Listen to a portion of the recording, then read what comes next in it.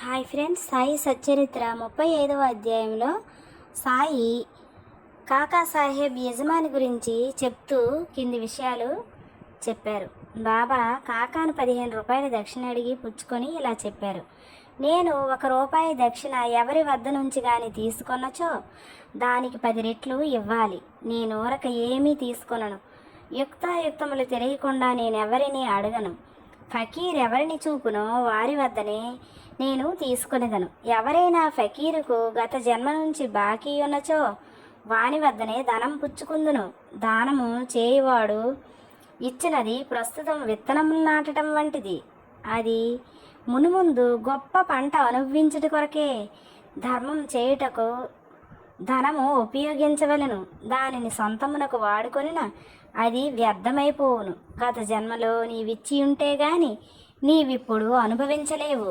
కనుక ధనమును పొందవలననినచో దానిని ప్రస్తుతం ఇతరులకిచ్చుటే సరైన మార్గము. దక్షిణ ఇచ్చుచున్నచో వైరాగ్యం పెరుగును. దాని వలన భక్తి జ్ఞానాలు కలుగును. 1 రూపాయినిచ్చి 10 రూపాయలు పొందవచ్చును. ఈ మాటలు విని టక్కరు తన నిశ్చయాన్ని మరచి 15 రూపాయలు బాబా చేతిలో పెట్టారు. షిరిడీకి వచ్చుట అనుకున్నారు. ఏలన అతని సంశయాలన్నీ తొలగాయి. అతడెంతయో నేర్చుకున్నాడు. అటువంటి వారి విషయంలో బాబా ప్రయోగించు యుక్తి మిక్కిలి అమోఘమైనది. అన్ని బాబాయే చేయుచున్నను దేనియందు అభిమానముంచలేదు. ఎవరైనాను నమస్కరించినా నమస్కరించకపోయినా దక్షిణ ఇచ్చినా ఇయ్యకున్నా తనకందరూ సమానమే. బాబా ఎవరిని అవమానించలేదు. తనను పూజించినందుకు బాబా గర్వించేవారు కాదు. తనను పూజించలేదని విచారించేవారు కాదు. వారు ద్వంద్వాతీతులు. ఇప్పుడు బాంద్రా అనిద్ర రోగి కథ గురించి చెప్పుకుందాం. బాంద్రా నివాసి కాయస్థ ప్రభు కులానికి చెందిన ఒక పెద్ద మనుషుడు చాలా కాలం నిద్ర పట్టక బాధపడుచుండేవాడు. నిద్రించుటకై నడుము వాల్చగానే గతించిన తన తండ్రి స్వప్నంలో కనిపించి తీవ్రంగా తిట్టేవాడు. ఇది అతని నిద్రను భంగపరిచి రాత్రి అందు అస్థిరునిగా చేయుచుండేది.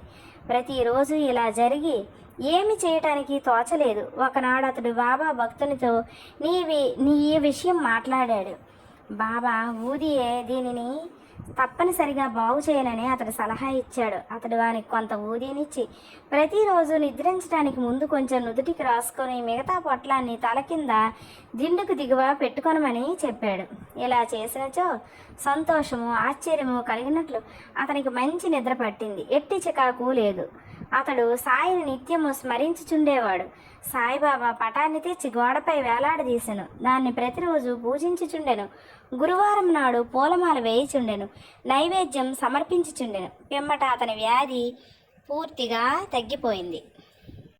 బాలాజీ పాటిల్ నెవాస్కర్ ఇతడు బాబాకు గొప్ప భక్తుడు. ఇతడు ఫలాపేక్ష లేకుండా చాలా మంచి సేవ చేశాడు. ఇతడు షిరిడీలో బాబా ఏ మార్గాల ద్వారా పోవుచుండేవారో వారినన్నింటినీ తుడిచి శుభ్రం చేయుచుండేవాడు. అతని అనంతరం ఈ పని రాధాకృష్ణమాయ అతి శుభ్రంగా నెరవేర్చుచుండేది. ఆమె తరువాత అబ్దుల్లా చేయుచుండేవాడు. బాలాజీ ప్రతి సంవత్సరం పంట కోయగానే దాన్నంతా తెచ్చి బాబాకి అర్పితం చేయుచుండేవాడు.